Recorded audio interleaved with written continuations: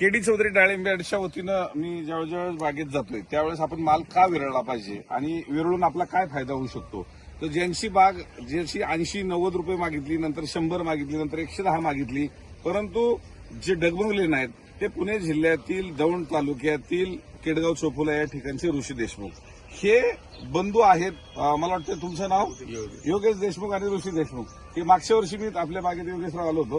तर आज तुमची 141 बाग मागितली, तोडाई चालू केला आणि माल रिजेक्शन जास्त करायला लागला म्हणून ठाम नकार दिला आणि लगेच जो स्पर्धक होते त्यांना सांगितलं की बाग 140 रुपयांनी गेली. शिवाय 150 ग्रॅमच्या पुढं होती ती 100 ग्रॅमच्या पुढं. म्हणजे ह्याचा अर्थ हे लक्षात घ्या, आपला माल चांगला आहे पण त्याचं मोल करताना आपण डगमगलो तर आपल्याला 10-20 रुपयाचे 30-30 रुपयाचे दणके बसू शकतात. आणि आज ऋषी असेल किंवा योगेश असेल, आज आपण तुम्ही जो निर्णय घेताना एक ठामपणे घेतला आणि मला अभिमान वाटला की आज प्रत्येक जण होतं शेठ 100 रुपये 200 रुपयांनी मागितलेली बाग 100 रुपयावर आली, पण तुम्ही कुठेही न डगमगता आज 140 रुपये बाग देताय आणि तो जो माल काढायला तोच काढणार आहे, बरोबर. आणि हा माल तुम्ही पाठीमागे ठेवणार आहे. तर याच्यातलं वैशिष्ट्य सांगा की आता तुम्ही पिकवलंय चांगलं, पण मार्केटिंगमध्ये आलेले धोके आणि आपण काळजी काय घेतली पाहिजे. मार्केटिंग मधले धोके आणि आपण काय काळजी घेतली पाहिजे. आपला जर चांगला माल असेल तर डगमगून जाण्याची काही गरज नसते. व्यापाऱ्यांना जास्त म्हणजे फोर्स करायची गरज नसते. व्यापाऱ्यांना माल पटले, माल क्वालिटी असले तर ते आवर्जून आपल्या मागे आहेत. आता अशी आता तुमच्या बागेमध्ये स्पर्धा झाली. हो, स्पर्धा होण्यासारखाच माल आहे. एकदम लाडू सारखा माल तुम्ही बनवलेला, गोटी मला दिसतच नाही. साधारणतः 200 ग्रॅमच्या वरच तुमचा माल आहे. पण आपण 100 ग्रॅमच्या जरी खाली दिला असेल, म्हणजे 100 ग्रॅमच्या वर दिला असेल, तरी पण आपण 200 ग्रॅमच्या वर नेलो, मागची फळं जी राहिलेली छोटी छोटी मोठी झाली तर आपला नक्कीच फायदा होणार पाहिजे. पण आता या सर्व ह्याच्या घडामोडीमध्ये आता हे वादळ आहे, पावसाचं वादळ आहे किंवा पावसाचा अंदाज सांगितला आपण गडबडून जातो.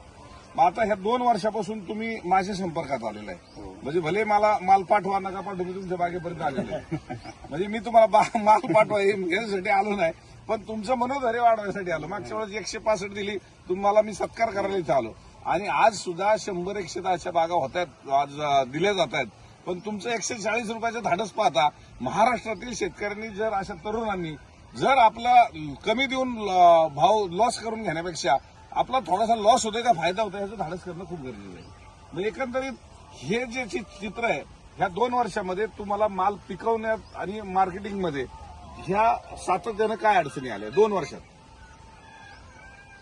2 वर्षामध्ये आता तुम्ही पाहिलं की क्लायमेटची साथ यंदा वातावरणाने खूप इफेक्ट दिसतो. तसा म्हणजे बऱ्याचशा भागांमध्ये वगैरे फवारण्यांचं जास्त कॉस्टली खर्च. त्या वर्षी म्हणजे एकरी 20-30-40 हजार रुपये खर्च जास्त झाला. मेन म्हणजे तेलाचा प्रादुर्भाव यावर्षी जास्त वाढलेला आहे. माल पिकवण्यात आणि माल विकण्यात काय अडचण आली असेल तर माल तेलाला वाचवण्यात शेतकऱ्यांना नाकी न आला.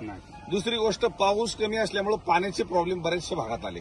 कदाचित तुम्ही आता कॅनलच्या आजूबाजूला असल्यामुळे तुम्हाला एवढा परिणाम जाणवणार नाही, पण महाराष्ट्रात पाण्याचा परिणाम जाणवला. आणि मार्केटिंगमध्ये जो ताण जाणवला तो तुम्हाला अजून त्याची झळ पोचली नाही, तुम्ही अजून काठावे. परंतु जानेवारी ते जून पर्यंत बिलकुल महाराष्ट्रात माल नव्हता. आणि जूनमध्ये मी आव्हान करत होतो की तुम्ही जरा थोडंसं अलीकडे या की जेणेकरून विरळून काढा. त्यावेळेस 150, 200, 250 रुपयाचे रेट होते.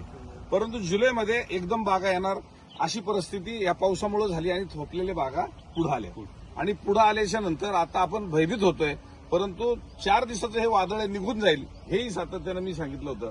पण हे वादळ गेल्याच्या नंतर जो मधला 8 जुलैच्या पिरियडचा 8, 10, 11, 12 पर्यंत नाही आले, आपण बोलून सुद्धा घेत म्हणजे 10-12 तारखेपर्यंत व्यापारी आले नाही. आणि आता व्यापाऱ्यांची संख्या वाढते.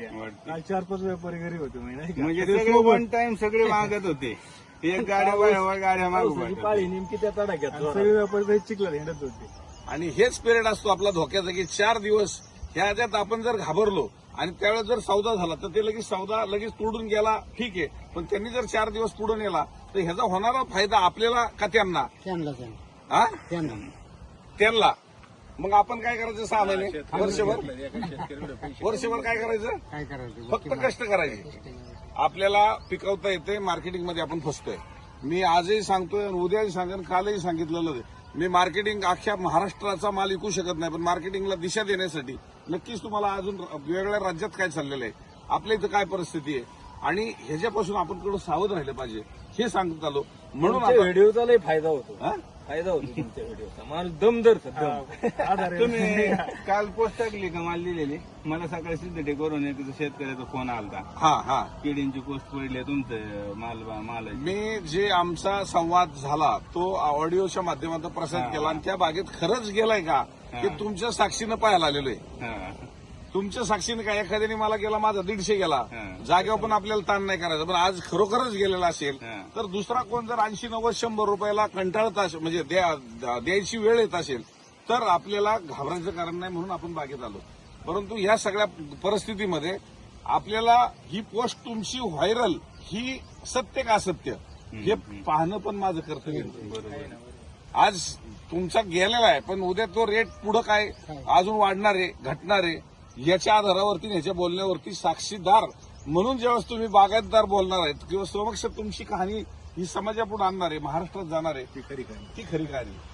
आणि म्हणून वाढतीलच बाजार नाही का? बाजार वाढताना 2-3 दिवस टॉप होते पूर्ण बाजार वाढताना हळूहळू वाढणार आहेत, पडताना एकदम पडणार आहेत. गणपतीला एकदम त्यामुळं ह्या सगळ्या परिस्थितीमध्ये हातबल व्हायचं नाही. थांबू शकत आणि तुमच्यासारखा माणूस माझ्या कॉन्टॅक्टमध्ये आहे, माझ्या कॉन्टॅक्टमध्ये आहे आणि युट्यूब आणि इंस्टाग्रामच्या कॉन्टॅक्टमध्ये आहे, म्हणून तुम्हाला कुठंतरी मनोधैर्य आधार मिळतो.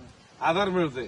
नाही तर आज रडायची वेळ आली, डाळिंबवाल्यांनी खर्च बाजार जास्त आहे म्हणून खर्च जास्त केलेला आहे आणि आज तुम्ही हसताय. तुमच्या चेहरे हसू काय की तुमच्या 100-110चा बाजार आज तुम्हाला 140 मिळाला म्हणून हसताय. पण ज्यांनी 150चा रेट डोक्यात धरला, 200चा रेट डोक्यात मागितला होता. कंपनीवर दिला नाही त्याला. आला वावरत ना वाढून देतोय तो. सांगतात तिकडून फोनवर ना त्याची 110 आणि 120च्या पुढे नाही मार्केट. माल बघितल्यानंतर पण माल बघितल्यावर चालते तिथं आल्यावर. हा मग माल तर बघितला पाहिजे ना. म्हणजे आज ज्याला सेकंड माल दिलाय म्हणजे दुसऱ्या व्यापाऱ्याला की 3 वेळा 3 आला. वेळा येऊन गेला एनएस सुपरवाला. तो काल पण आलता ह्याच्या बरोबर, त्यांनीच घेतला पण होता. तेव्हा म्हणायचं, रागावला जरा नाही का कालच्या? तेव्हा म्हणायचं, तुम्ही त्यांच्या तुम्ही मागं पाहता, निघून सांगितलं गेला. ह्याच्यातून मला 2 दिला वर्ष नाही त्यांनी आणि नेला दुसऱ्याला नाही. देताय. त्याला ते सकाळी त्याने मला 8 फोन केले सकाळी. बाजार पूर्वी हात घालून होता, मार्केट सुद्धा. हा. आता आपण ओपन केली. आता तुम्ही जेव्हा 4 व्यापाऱ्यांना एकत्र करताय आणि तुम्ही जेव्हा स्पर्धा लावताय, हा. त्या स्पर्धा झाल्या तर फायदा कुणाचा होणार आहे? आपलं सोनं. शेतकऱ्याचा होणार आहे. त्यामुळे बागात ज्या व्यापाऱ्यांनी पाहिजे 2 वर्ष झालं असंच होतं आमचं. गेल्या वर्षी बी स्पर्धेमध्येच माल गेला. खरं तर स्पर्धेमध्येच माल गेला पाहिजे आणि त्या स्पर्धा झाल्याच पाहिजे एवढं या निमित्तानं सांगतो. आणि खऱ्या अर्थानं आज मला अभिमान वाटतो की ज्यावेळेस ही 1 वर्षाची बाग होती त्यावेळेस या बागेत आलो होतो. आज इथं तुम्ही जी शरद किंगची बाग मी पाहायला ज्या ज्या ठिकाणी गेलो तिथं शरद किंगला सुद्धा असाच माल आहे की जो भागव्याला तुम्ही आणलेला आहे. 200 ग्रॅमच्या वरच ही बाग आहे. आणि खरं तर आता जे तुमच्यासारखे शेतकरी आहेत की जे डगमगलेले आहेत त्यांच्यासाठी काय सांगाल तुम्ही, जे काढ आहेत? माल क्वालिटी असेल तर थांबायला काय अडचण नाही. हा आणि व्यापाऱ्यांच्या म्हणजे असं बाजार कमी होते, रेट कमी होते जाते, ह्याला काय डगमगायची गरज नाहीये तशी. हा आपण मार्केटला नेला तर टॉप क्वालिटीचा माल असेल तर त्याला टॉप मार्केट आता पण आहे. बर. मग आता तुम्ही जो संदेश इतर शेतकरी मार्केटचं कसं आहे, पट्ट्या व्हिडिओ पाहिला ना तर शेतकऱ्याला आधार आला पाहिजे. शेतकऱ्यांनी जाणून घेतलं पाहिजे. पण गरबाडतात शेतकरी. पाऊस सांगितला ना की आता अजून गार पडल्या तर माल स्वस्त देऊन टाकतात. स्वस्तात दिलं तरी तुम्ही डू करणार आहे. त्यामुळे अजिबात काळजी करू नका. जर आपल्याला संकट आलेलंच आहे, परमेश्वर आपल्या भल्यावर असेल तर या संकटातून सुद्धा वाचवणार आहे. जर परमेश्वर आपल्या भल्यावर नसेल तर आता तुम्ही किती जरी वाचवलं तर ते वाचणार नाही. त्यामुळं आपल्या भल्यावर जर परमेश्वर आहे आणि तुम्ही प्रामाणिक कष्ट केलेले आहे तर त्याला हा न्याय मिळणारच. एवढंच या निमित्ताने सांगतो. धन्यवाद.